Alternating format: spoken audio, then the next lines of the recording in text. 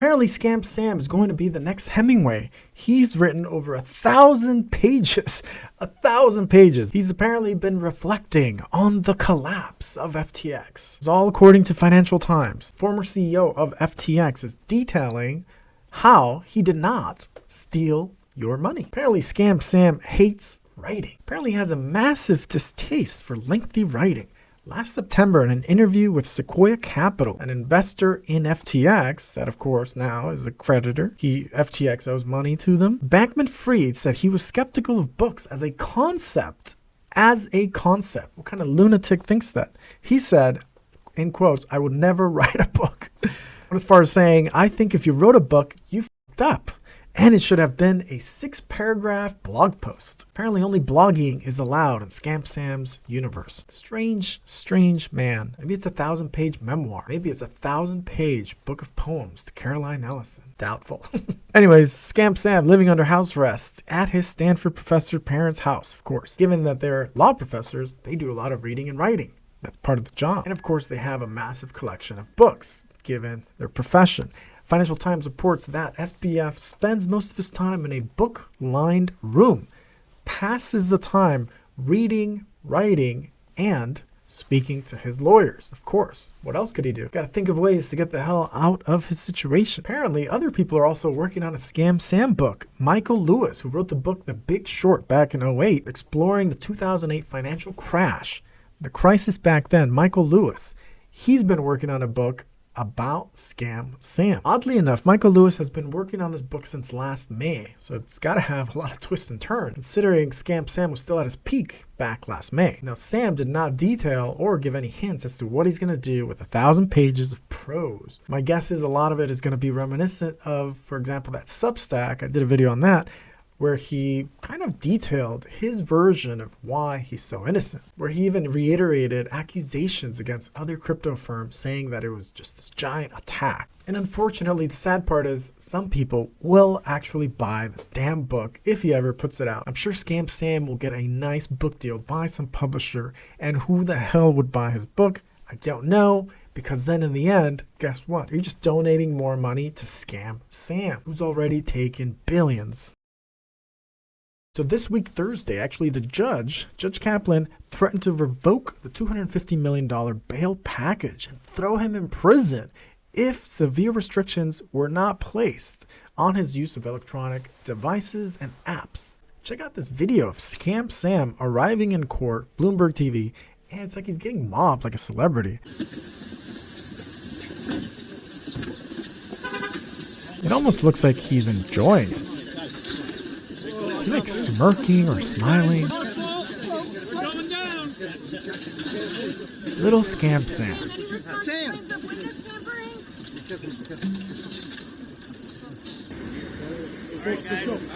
What's your Snapchat? What are you using for messaging? Why'd you contact witnesses? Look at that. It's like he's getting pushed and shoved. Like he's a rock star. Anyways, Judge Kaplan is apparently really pissed off at Scam Sam's use of encrypted messages. And apparently he's been using VPNs. Both texts, encrypted messages, VPNs can be used, especially by Scam Sam, to shield anything from government agencies. Scam Sam's lawyer, this guy, what a clown, lawyer Mark Cohen, he argued that his client's use of apps and VPNs was innocent. He called the government's proposal draconian, which really pissed off a judge. These lawyers, they'll just say anything. They're basically snakes. Snakes for hire. Scam Sam's lawyer went as far as claiming that the VPN was used by Scam Sam to watch football, including the Super Bowl. Just doesn't seem very likely. Scam Sam's lawyer, Cohen, said, hey, look, I should have bought Scam Sam a TV, because apparently there's no TV in the house. Just doesn't make any sense. Really bizarre. But maybe Scam Sam just thinks all those connections he has and donations he made probably will get him off. And previously, many people thought that Stanford University somehow must be involved.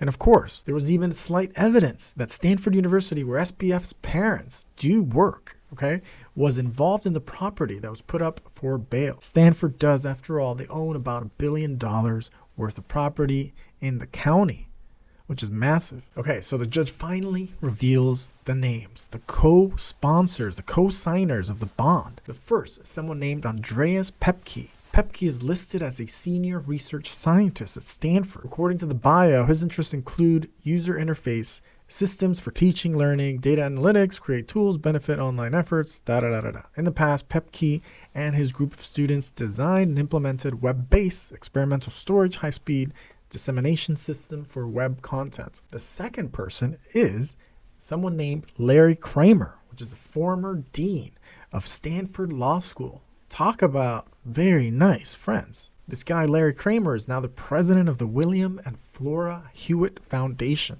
So there you go. Judge Kaplan for the win. Apparently, he's doing a good job with Scam Sam's trials so far. So these two people, Larry Kramer and Andreas Pepke, they only put up $700,000, which makes no sense on a $250 million bail. The math doesn't add up. It doesn't make sense. So the $250 million bail was essentially all for show. Remember, the first judge let Scam Sam out on this bail for house arrest. Lewis Kaplan, he won't let Scam Sam use any messaging app that will auto-delete his text. Maybe I was wrong about the judge. I know that the judge, Kaplan, he was appointed by Clinton back in the day. And, of course, Scam Sam did work with Bill. Gave him a bunch of money, too. So the judge, Kaplan, extended his ruling that basically blocks Scam Sam from using the apps while he considers how Scam Sam should be allowed to communicate with others ahead of his trial. Now, here's the weird part. The prosecutors made a deal with Sam's lawyers saying that, hey, it's okay, we don't care. But the judge blocked it. He said, no, that should not happen. Scam Sam should not be allowed to do this. Why the hell would prosecutors do that? Apparently, Judge Kaplan, he said he was concerned about Scam Sam having access to functionalities, for example, on iMessage.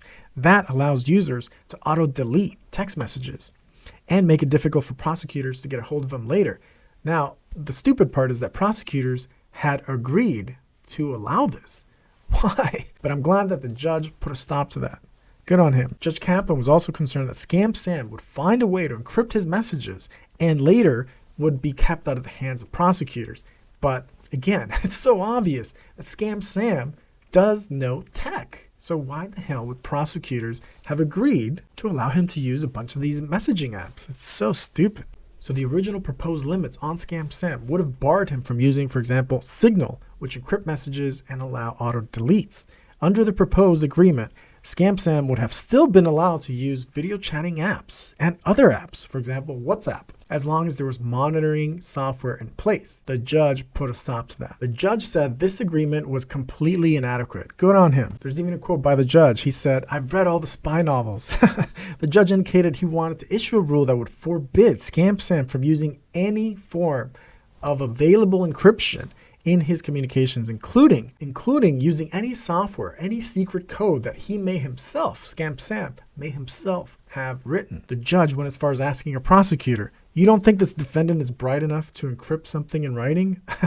What a dummy, this prosecutor. She said, to the extent that the defendant communicates in handwritten code, that's not something we anticipate or particularly concerned about.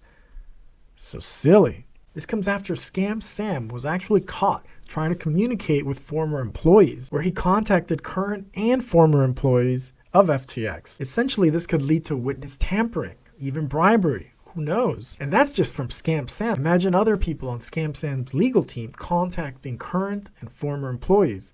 Gets very fishy there. Judge Kaplan did say he found that alarming, of course, because he contacted potential witnesses in a criminal case. Okay, criminal case. Scam Sam even contacted a lawyer, a current legal counsel for FTX. Bankman appeared to be trying to bring the witness over to his side, according to the judge. So now Judge Kaplan extended his order, limiting all of Scam Sam's ability to message anyone. Another weird thing is, a lot of the YouTubers who used to promote FTX, they deleted some of those promotion videos. Of course, they got paid. Maybe they could get in trouble too, but who knows? So anyways, we'll see what happens next. Maybe Scam Sam's book will be out soon. Who knows? I hope no one buys. All right, guys, that's it for this update. Thanks for watching. Smash like if you haven't. Please do subscribe, and I'll see you in the next one.